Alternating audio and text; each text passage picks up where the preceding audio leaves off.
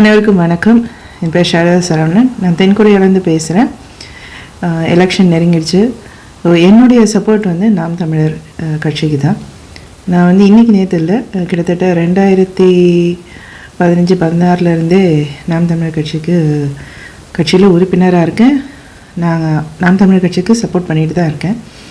இங்கே தென்கொரியாவில் நாங்கள் வந்து தென்கொரியா நாம் தமிழரும் நாங்கள் நடத்திட்டு வரோம். எதனால் நான் நாம் தமிழர் கட்சியை சப்போர்ட் பண்ணுறேன்னா, ஃப்ரம் த 2016 அவங்களோட எலெக்ஷன் மேனிஃபெஸ்டோ, ஏன்னா வந்து அது வந்து மற்ற நாடுகளில் இன்னும் நடந்துக்கிட்டு இருக்கிற வழக்கத்தில் இருக்கிற ஒரு சர்வசாதாரணமான விஷயம். அதை வந்து அவங்க மேனிஃபெஸ்டோவை கொடுக்குறாங்க.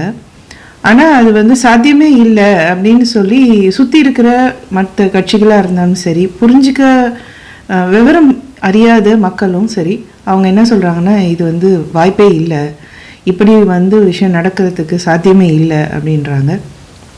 ஸோ மற்ற நாடுகளில் வந்து நம்ம இந்தியன்ஸை என்ன நினைப்பாங்கன்னா, இந்தியன்ஸ்க்கு வந்து ஜென்ரல் நாலேஜ் ரொம்ப அதிகம் அப்படின்னு சொல்லி நமக்கு ஒரு பேர் இருக்குது.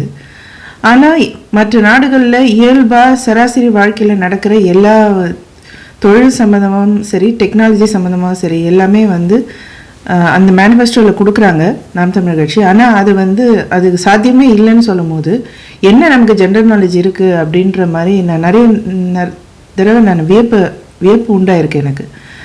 ஏன்னா வந்து நான் இப்போ தென்கொரியாவில் இருக்கேன். தென்கொரியாவில் வந்து கிட்டத்தட்ட 2008 நான் தென்கொரியாவில் தான் இருக்கேன். இப்போது அங்கே வைக்கிற அந்த கல்விக் கொள்கை, அப்புறம் வந்து வேளாண் கொள்கை, இதெல்லாம் பார்க்கும்போது தென்கொரியாவில் இயல்பாக இங்கே நடக்கிற விஷயங்கள் தான். இப்போ என்னோடய மகள் இங்கே வந்து அரசினர் பள்ளியில் தான் படிக்கிறாள். கவர்மெண்ட் ஸ்கூலில் தான் படிச்சுட்ருக்கா. 6வது வகுப்பு படிக்கிறா. ஸ்கூல் ஃப்ரீ தான். 7 வயசுலேருந்து தான் இங்கே ஸ்கூல் ஸ்டார்ட் ஆகுது. 1ஆம் கிளாஸ் வந்து 7 வயசுலேருந்து தான் ஸ்டார்ட் ஆகுது. தரமான கல்வியும் கொடுக்கப்படுது ஸ்கூலில். நான் ஏற்கனவே இந்த வீடியோ ஒன்று அப்லோட் பண்ணியிருந்தேன். எப்படி வந்து government school indoor and outdoor, interior and exterior எப்படி இருக்குது, பேரண்ட்ஸுக்கும் டீச்சர்ஸ்க்கும் உள்ள அந்த ரிலேஷன்ஷிப் என்ன, எப்படி வந்து அவங்க குழந்தைங்களோட தனித்திறமையை வந்து எப்படி கையாளுறாங்க அப்படிங்கிற விஷயத்தில் நான் விவரமாக இன்னொரு இதுக்கு முன்னாடி ஒரு வீடியோவில் சொல்லியிருப்பேன். அதனோட லிங்க்கை வந்து நான் இந்த வீடியோவில் கீழே தரேன், நீங்கள் பாருங்கள். அதே மாதிரி இங்கே வந்து டிரான்ஸ்போர்ட்டேஷன், அப்புறம் வேளாண்மை, இதெல்லாம் வந்து சிறப்பாக இருக்குது. இதே இங்கே இருக்கிற இதே அந்த மேனிஃபெஸ்டோ தான் அவங்க வந்து கொடுத்துருக்குறாங்க. ஆனால் இப்போ வரைக்கும் நான் வந்து எல்லா டிபேட்லேயும் பார்க்குறேன், மற்ற கட்சிகள் இது நடக்காது, கற்பனைக்கு அப்பாற்பட்ட விஷயம்னு சொல்லும் போது, என்ன இப்படி போய் பச்சையாக வந்து வெளிப்படையாக ஒரு மைக்கு பிடிச்சி நின்று இப்படி வந்து இப்படி போய் பேசுகிறாங்களே, எப்படி இது வாய்ப்பே இல்லை அப்படின்னு சொல்கிறாங்க அப்படின்னு இன்னும் கூட எனக்கு வந்து ரொம்ப அதிர்ச்சியாக இருக்குது பார்க்கும்போது.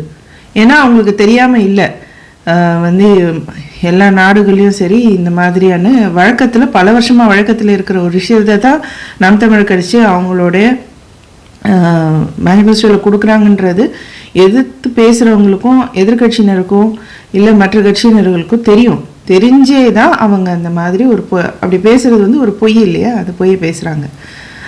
ஸோ இங்கே வந்துட்டு எப்படின்னா, கொரியாவில் வந்து ஆட்டுக்கறி சாப்பிட மாட்டாங்க. ஆட்டுக்கறி சாப்பிட்ற பழக்கம் வந்து கொரியன்ஸுக்கு கிடையாது. ஆனால் இங்கே ஆடு இல்லையான்னு கேட்டால் இருக்குது. நிறைய வந்து ஆயிரக்கணக்கான ஆட்டு பண்ணைகள் இருக்குது. ஆடே சாப்பிடாத நாடு எதுக்கு ஆடு வளர்க்கணும் அப்படின்லாம் இல்லை. இவங்க வந்து மற்ற நாடுகளுக்கு ஏற்றுமதி பண்ணுறாங்க. அரசாங்கம் வந்து நிறைய சலுகைகளை கொடுத்து ஊக்குவிக்குது. பல வகையான ஆட்டு பண்ணைகள் வந்து இங்கே நிறைய இருக்குது. ஆட்டு பாலில் வந்து அவங்க வந்து பால், அப்புறமா சீஸ், அதில் சீஸுகளை வந்து இங்கே செஞ்சு வைக்கிறாங்க. அதே மாதிரி முக்கியமாக ரொம்ப இன்ட்ரெஸ்டிங்கான ஃபேக்டர் என்னென்னா, இங்கே வந்து நீங்கள் சொல்கிறீங்களா போய் ஆடு வளர்க்க சொல்கிறாங்க, மாடு வளர்க்க சொல்கிறாங்க, அப்படி இல்லை. இப்போ எத்தனையோ வந்து இன்ஜினியர்ஸ் வந்து ரொம்ப அதிகம் இல்லையா நம்ம நாட்டில். இப்போ வந்துட்டு மெக்கானிக்கல் இன்ஜினியராக இருந்தாலும் சரி, ட்ரிபிள்இயாக இருந்தாலும் சரி, கம்ப்யூட்டர் சயின்ஸ் இன்ஜினியராக இருந்தாலும் சரி, இந்த மாதிரி இந்த பண்ணைகள், இந்த ஃபார்ம், அப்புறமா இந்த இதையே ஒரு பிளான்ட்டை மாற்றினா இந்த படித்த இன்ஜினியர்ஸ் வந்து அந்த டெக்னாலஜியை வந்து அதுக்கு யூஸ் பண்ண முடியாதா என்ன, இங்கே பயன்படுத்திகிட்டு இருக்காங்க. அப்புறம் இங்கே ஆடு வளர்க்கும் போது எப்படின்னா, எதுக்கு நான் குறிப்பிட்ட ஆடு சொல்கிறேன்னா, ஏன்னா மிகப்பெரிய சந்தை இது. இங்கே எப்படின்னா நான் பார்த்த விஷயம் அப்படின்னா ஆடுகளை வந்து இந்த பாங்கான ஏரியாவில் வந்து இங்கே வளர்ப்பாங்க. அங்கே வந்து பத்தி போட்டு, அதாவது சின்ன சின்ன பண்ணைகள் போட்டு வளர்ப்பாங்க. அந்த மலைகள் முழுக்க வந்துட்டு என்ன பண்ணுவாங்கன்னா, அந்த மெடோ குன்றுன்னு சொல்லுவோம் இல்லையா, அந்த குன்றுகள் முழுக்க என்ன பண்ணுவாங்கன்னா ஒரு குறிப்பிட்ட வந்து ஹெர்பல் செடியை போட்டு வளர்ப்பாங்க. அந்த ஆடு வந்து பிறந்ததுலேருந்து அது வந்து அந்த விற்கிற மெச்சூரிட்டி ஏஜ் வரைக்குமே அது என்ன பண்ணுன்னா அந்த குறிப்பிட்ட அந்த ஹெர்ப்ஸ் எல்லாம் சாப்பிட்டு வளரும். அப்படி வளர்க்கப்படுற ஆடு என்ன பண்ணுவாங்கன்னா அதனுடைய கரியையும் எலும்பையும் அதை வந்து ஒரு ட்ரிங்க்குக்கு வந்து ரெடி பண்ணுவாங்க. அந்த ஆடை, அந்த எலும்பையும் கறியும் வந்து ஒரு எசன்ஸ்ன்னு சொல்லுவாங்க குடிக்கிறதுக்கு.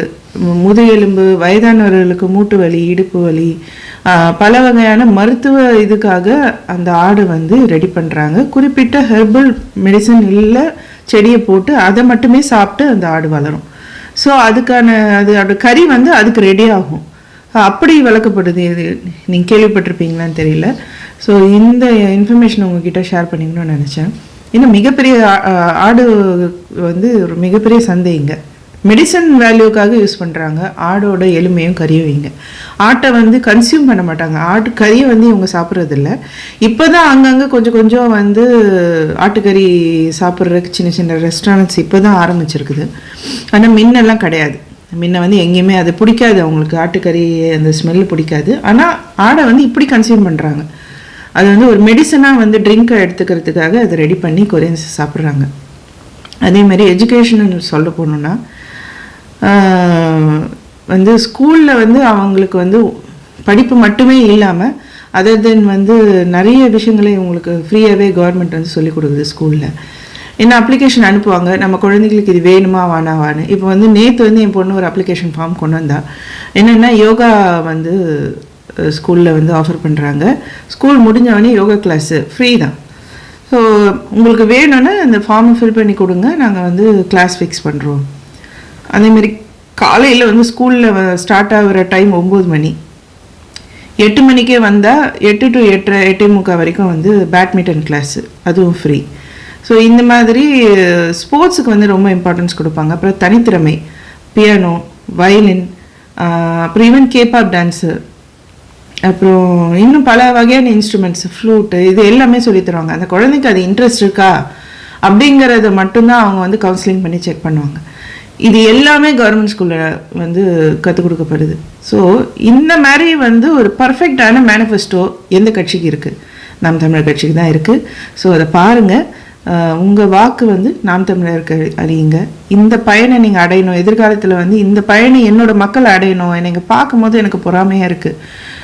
இந்த பயனை நம்ம மக்கள் அடையக்கூடாதா? ஏன் நம்ம இந்த மாதிரி இருக்கணும்? ஒரு ஸ்கூல், ஒரு கவர்மெண்ட் ஸ்கூலுங்கிறது ரொம்ப வந்து ஒரு 3 ஸ்டார் ஹோட்டல், 4 ஸ்டார் ஹோட்டல் மாதிரி ஒரு ரெஸ்டாரண்ட் மாதிரி அவங்க வந்து வச்சுருக்குறாங்க கவர்மெண்ட் ஸ்கூல் இங்கே. ஸோ அந்த மாதிரி நமக்கும் வந்து நம்ம பிள்ளைங்கள்ன்றது நம்ம தமிழ்நாட்டு குழந்தைங்கள சொல்கிறேன், அவங்களும் அந்த பயனை அடையணும். அவங்களும் அதை வந்து அந்த லைஃப் என்ஜாய் பண்ணணும்ல, அந்த ஸ்கூல் லைஃப் என்ஜாய் பண்ணணும் அவங்க. ஸோ அது நான் ஆசைப்படுறேன். வாக்களியுங்கள் நாம் தமிழர் கட்சிக்கு. நாம் தமிழர்.